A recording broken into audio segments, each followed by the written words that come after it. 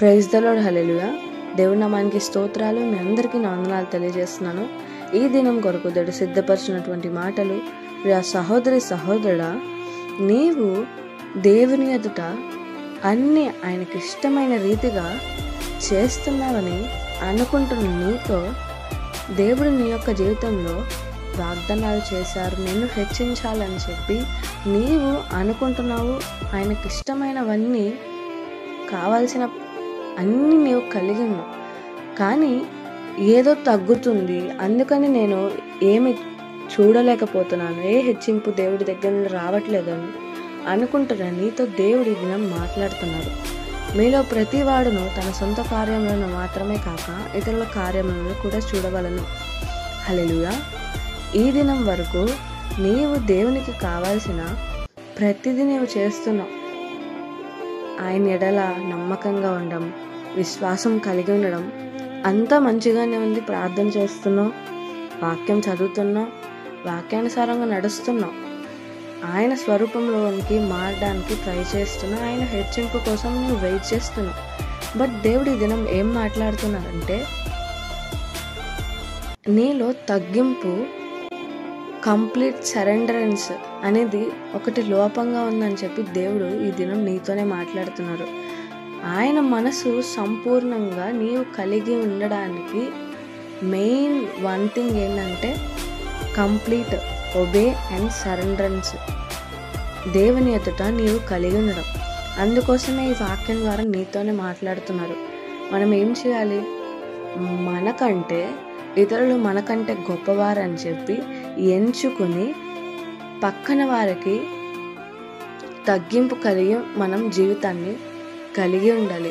పక్కన వారికంటే నేను టాలెంట్ గలదాన్ని, మంచిదాన్ని అనుకుంటూ నీవు ప్రౌడ్ ఫీలింగ్ అనేది పెట్టుకుని ఉన్నావేమో. ఇతరుల కంటే నేను పాపాలు తక్కువ చేసి ఉన్నాను, ఇతరుల కంటే నేను మంచి భక్తి చేస్తున్నాను అని చెప్పి అనుకుంటున్నావేమో. అందుకోసమే దేవుడు అదొకటి లోపంగా ఉందని చెప్పి దేవుడు తెలియజేస్తున్నారు.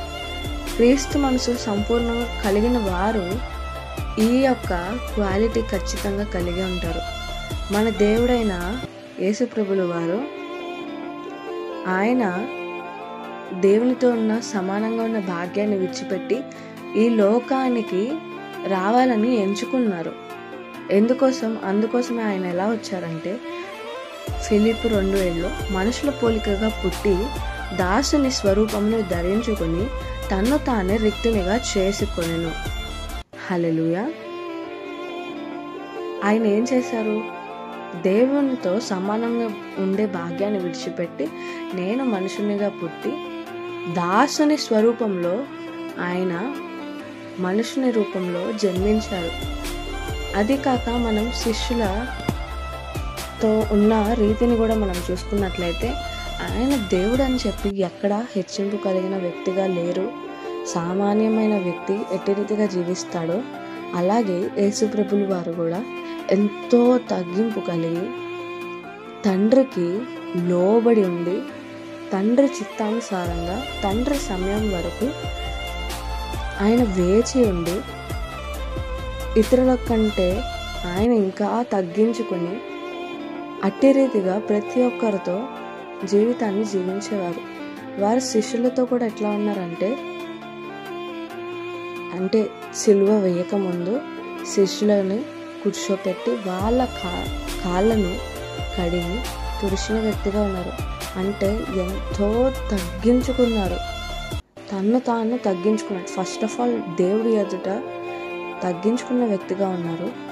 తర్వాత ఇతరుల ఎదుట కూడా నేను తగ్గించుకుని ఉండాలి అని చెప్పి యేసు ప్రభువుల వారిలాగా మీరు కూడా సంపూర్ణమైన తగ్గింపు దేవుని ఎదుట అండ్ ఇతరుల ఎదుట నీవు తగ్గింపు కలిగినటువంటి మనస్సు నీవు కలిగి ఉండాలని చెప్పి దేవుడు తెలియజేస్తున్నారు.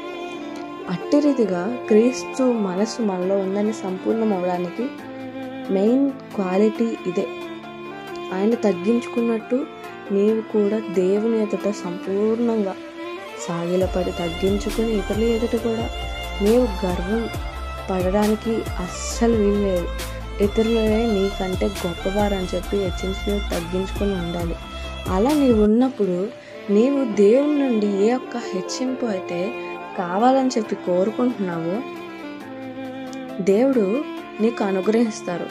అదే రీతిగా యేసుప్రభులు వారు ఎంత తగ్గించుకొని భూమి మీద రిక్తినిగా చేసుకొని ఉన్నారో ఆయన జీవితంలో ఎట్లా జరిగింది? ఫిలిప్పు 2:9 అందుచేతను పరలోకమందున్న వారిలో కానీ భూమి మీద ఉన్న వారిలో కానీ భూమి క్రింద ఉన్న వారిలో కానీ ప్రతి వాని మోకాలను యేసునామమున వంగునట్లు ప్రతి వాని నాలుక తండ్రి అయిన దేవుని మహిమార్థమై యేసుక్రీస్తు ప్రభు అని ఒప్పుకున్నట్లు దేవుడు ఆయనను అధికముగా హెచ్చించి ప్రతి నామమునకు పై నామమును ఆయనకు అనుగ్రహింపజేసెను.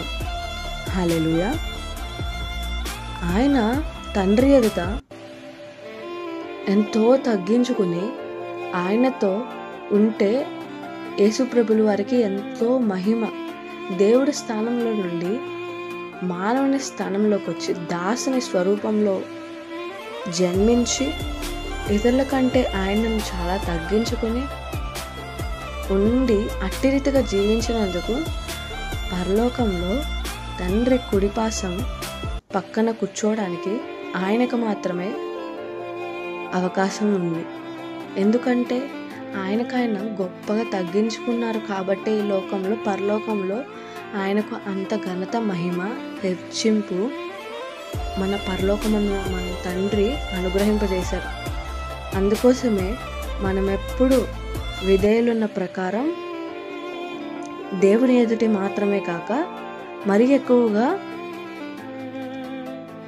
ఇతరుల ఎదుట కూడా నీవు తగ్గింపు కలిగిన జీవితం నీవు జీవించాలని చెప్పి ఈ దినం దేవుడు మాట్లాడుతున్నారు.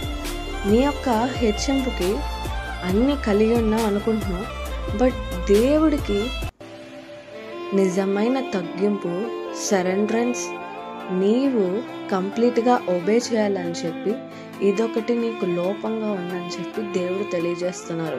నీవు కంప్లీట్గా ఆయన చిత్తానికి లోబడి ఆయనకు ఒబీడియన్స్ కలిగి ఉండి కంప్లీట్గా నిన్ను నీవు రిక్తునిగా చేసుకొని యేసుప్రభుల వారిలాగా తగ్గించుకున్నప్పుడు మన యేసుప్రభువుల వారికి ఎంత హెచ్చింపు మన తండ్రి అనుగ్రహింపజేశారో అదే రీతిగా నిన్ను కూడా హెచ్చించాలని చెప్పి దేవుడు కోరుకుంటున్నారు. అట్టి కృప దేవుడు మీకు దయచేయునుగాక. ఆమేన్.